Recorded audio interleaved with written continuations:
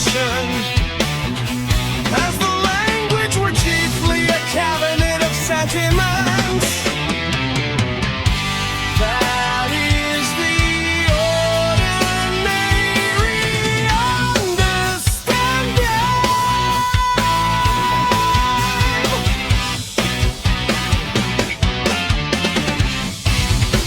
It is not worthless, but it is soft. It treats language as display. Assumes that the main business of words is to communicate thoughts already formed, or else to ornament what one already knows.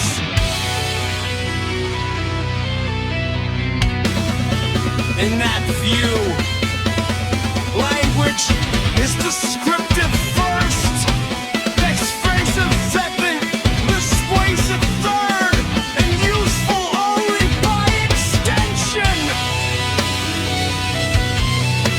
But this is not the whole truth. Not innate. Some phrases do not merely describe a structure. They interone. Some do not report a pressure. They apply warmth. Some are not made to be admired at all. They are made to function.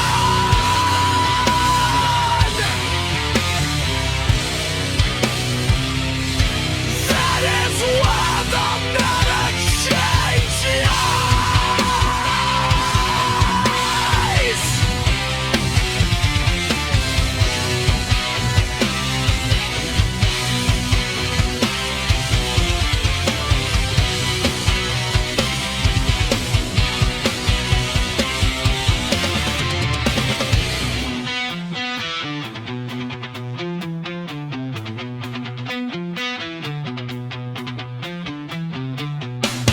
Once a phrase crosses from saying into doing, it can no longer be judged only by elegance, accuracy, wit, or emotional resonance. It must be judged by effect. Does it all come? Where does it enter? Does it change timing, posture, sequence, recognition, readiness, or action?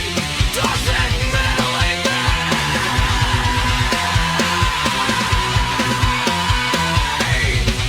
or does it open eyes?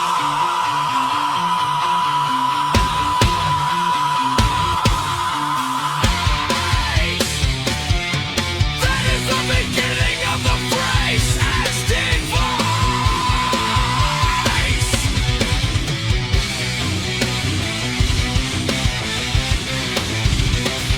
And device is not a pretty sentence with a hard head on.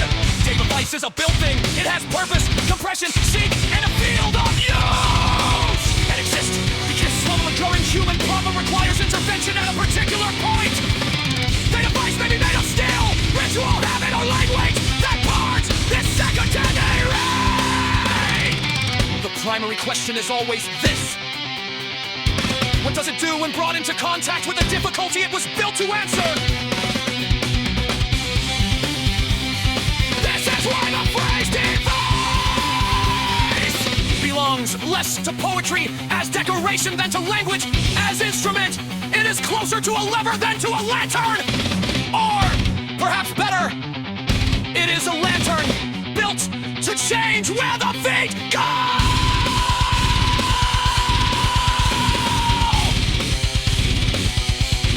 Not merely what the eyes admire. A true device does not wait around, hoping to be appreciated.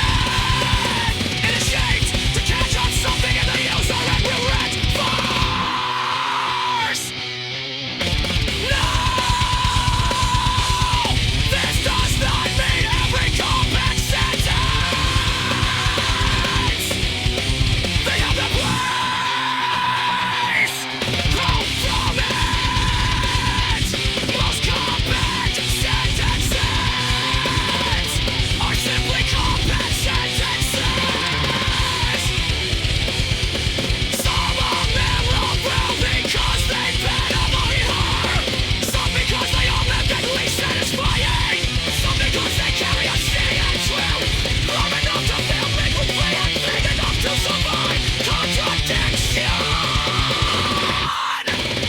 These are sayings. They have their place. But a saying is not yet a device!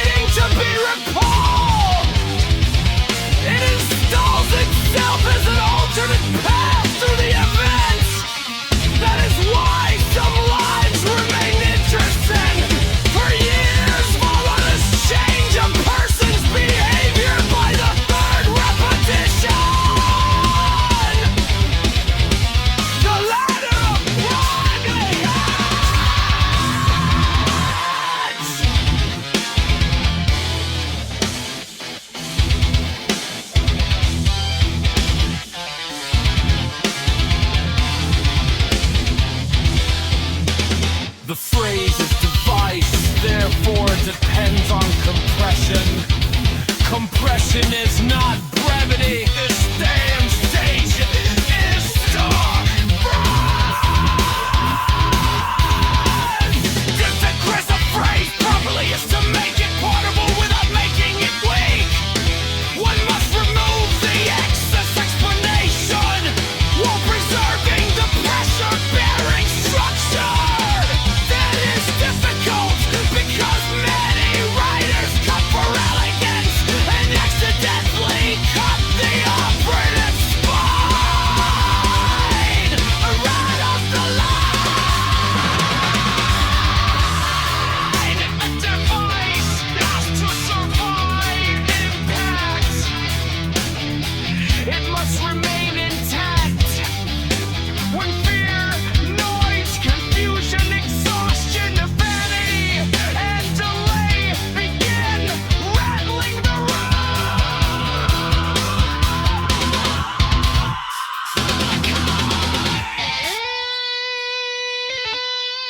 A phrase to ornamental will splinter. A phrase to its twist splitter evaporate.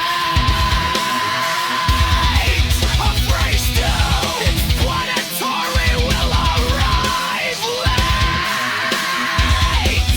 The device must come short, hard, and already loaded.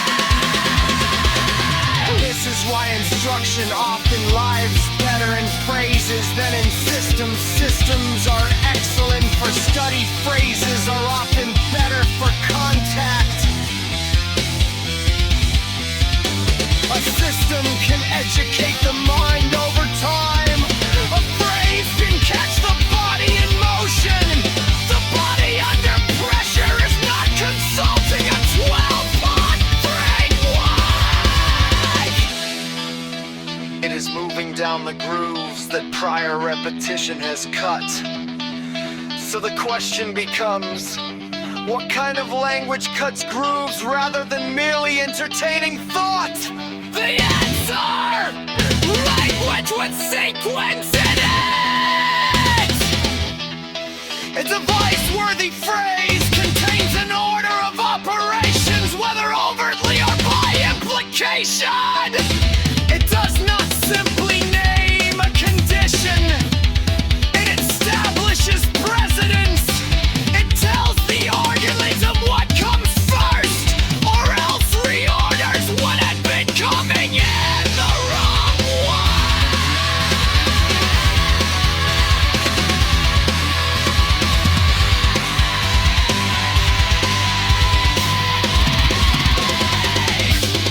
This is what the tiger phrase device meddles. It does not merely tell you that danger exists, nor merely that tigers are dangerous, nor even that vigilance is wise. All of that would be true and mostly useless at the live moment.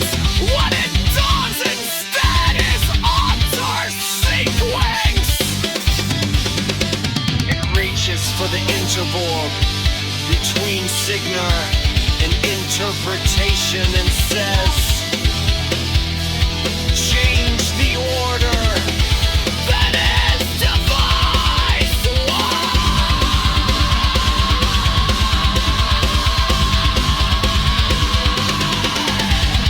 language becomes operational when it ceases to be only about things and starts becoming part of the thing itself.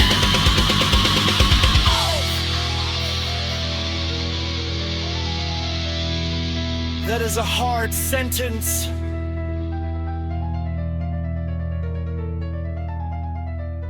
But it is the right one.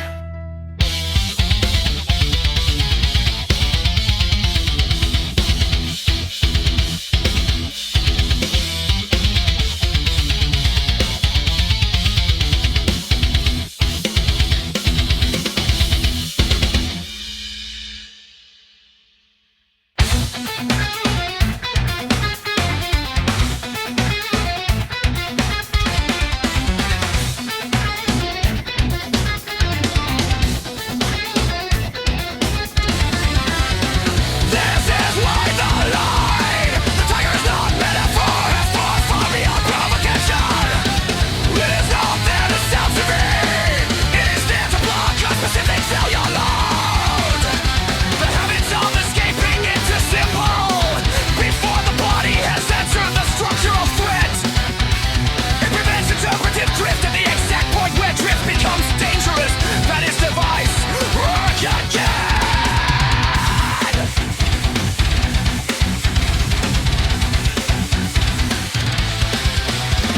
The phrase acts as a gauge, refusing a wrong turn in real time. It doesn't simply express a conviction, it bullies the sequence.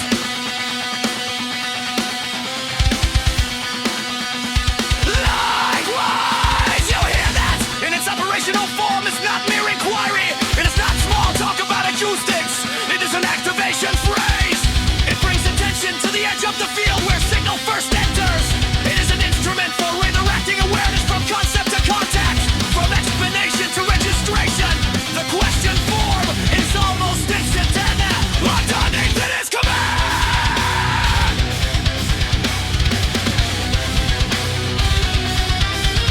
So the phrase is device. It also a larger philosophy of language, one older and harder than modern chatter often permits.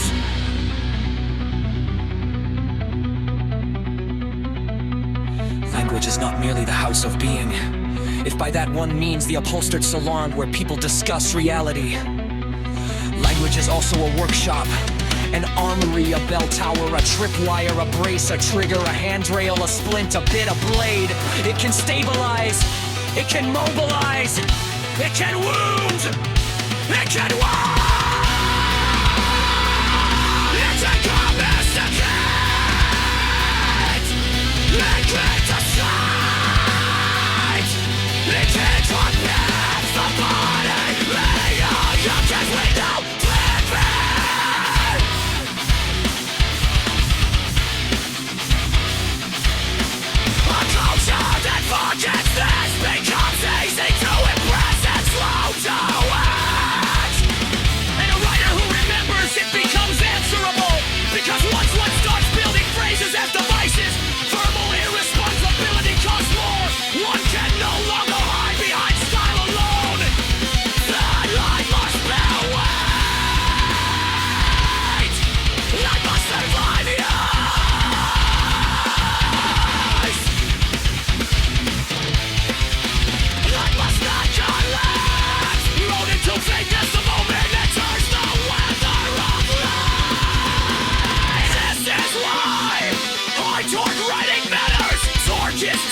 Placed under pressure. A phrase with torch can change orientation and can turn the user.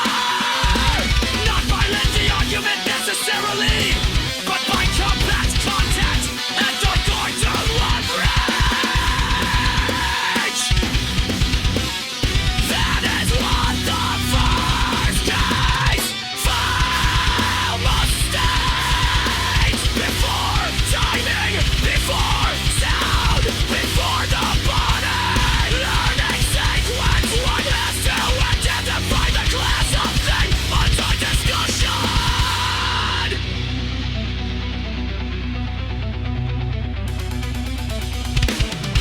We are not dealing in quotes. We are dealing in devices. And the difference between the two is the difference between a line that sits on the wall and